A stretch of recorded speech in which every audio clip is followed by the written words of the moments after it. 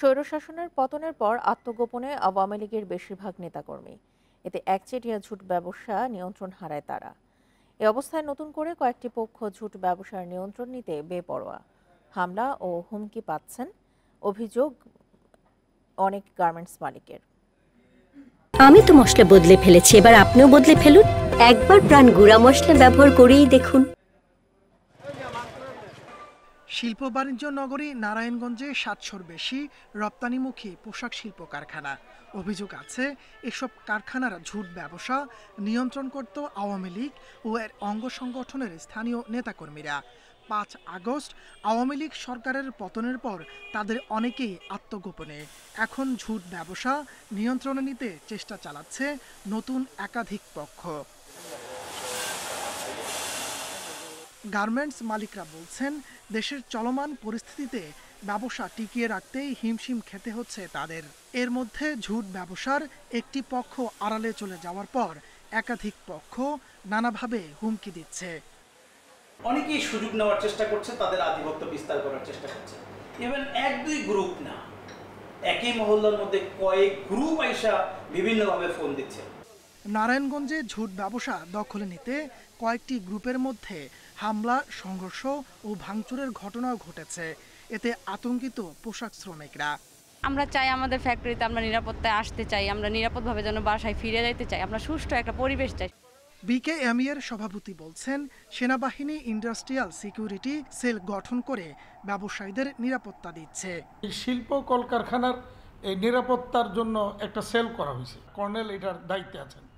তো উনি এটা সার্বক্ষণিক মনিটরিং করতেছেন এবং আমরা যখন এরকম কেউ কারোর নাম পাই আমরা সাথে সাথে এটা ওনার ওখানে পাঠিয়ে দিই। অভিযোগ পেলে ব্যবস্থা নেওয়ার আশ্বাস পুলিশের।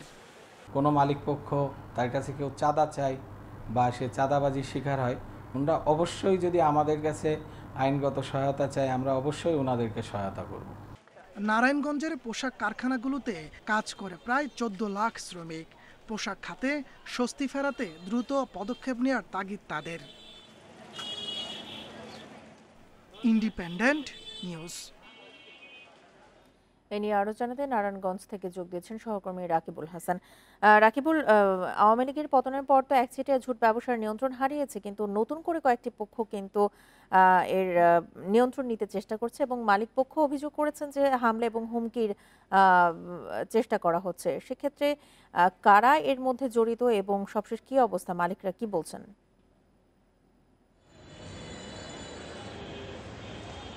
দেখুন, রপ্তানিমুখী যে গার্মেন্টস শিল্প প্রতিষ্ঠান নারায়ণগঞ্জে প্রায় 700 গার্মেন্টস শিল্প প্রতিষ্ঠান রয়েছে। এসব প্রতিষ্ঠানে সরকার পতনের পর 5ই আগস্টে সরকার পরিবর্তন হওয়ার পর থেকেই কিন্তু এই গার্মেন্টস মালিকরা কিন্তু একটা টানাপোড়েনের মধ্যে আছেন। তারা যেই বিষয়টি অভিযোগ করেছেন যে নারায়ণগঞ্জ শহরের যে বিসিক শিল্প নগরী এবং আদমজি ইপিজেড, এই দুইটি শিল্প অঞ্চলেই অধিকাংশ গার্মেন্টস প্রতিষ্ঠান এবং এর বাইরেও কিন্তু গার্মেন্টস প্রতিষ্ঠান রয়েছে এবং এলাকা ভিত্তিক বিভিন্ন রাজনৈতিক দল সহ এলাকা ভিত্তিক প্রভাবশালী, অর্থাৎ জুট ব্যবসা যারা করে তারা কিন্তু এই সরকার পতনের পর থেকেই তাদেরকে নানাভাবে হুমকি ধমকি দিচ্ছে এবং এইসব জুট ব্যবসা দখল করার তারা চেষ্টা করছে। কিছু কিছু ক্ষেত্রে সংঘর্ষের ঘটনাও ঘটেছে এবং এসব কারণে কিন্তু গার্মেন্টস মালিক এবং শ্রমিকরা তারা নিরাপত্তাহীনতার মধ্যে আছেন এবং সেই ক্ষেত্রে কিন্তু গার্মেন্টস কর্তৃপক্ষ বিকেএমই এর নেতৃবৃন্দরা যে বিষয়টি জানিয়েছেন যে সেনাবাহিনী তাদের ইন্ডাস্ট্রিয়াল সেল গঠন করে তাদের নিরাপত্তা দেওয়া হচ্ছে এবং গার্মেন্টস মালিকদের যে অভিযোগ তারা যেই বিষয়টি বলছেন, মালিক এবং বিকেএমইর কর্মকর্তারা যেটি জানিয়েছেন যে আসলে জুট ব্যবসায়ী যারা আছে তাদের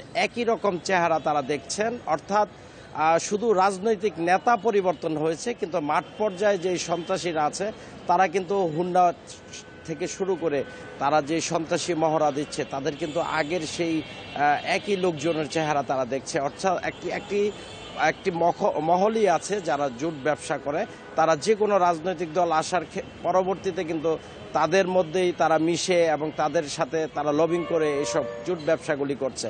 তা আসলে গার্মেন্টস মালিকরা সর্বশেষ যেটা জানিয়েছে, দেশের চলমান পরিস্থিতিতে তাদের গার্মেন্টস ব্যবসা টিকিয়ে রাখতে তাদের হিমশিম খেতে হচ্ছে এবং এইসব ক্ষেত্রে যদি বাড়তি তাদের এই চাপ পোহাতে হয় যেন সরকার সেই বিষয়টি দেখেন এবং গার্মেন্টসের মালিকদের দাবি যে তাদের ব্যবসা জুট ব্যবসা তারা নিজেদের পছন্দের ব্যক্তিকেই তারা দিবেন, এমনটা তারা দাবি জানিয়েছেন। তো যেহেতু এই ছিল সব আমার দিকেই সংস্কারের চেষ্টা করা হচ্ছে, আশা করি এই খাতেও সংস্কার আসবে।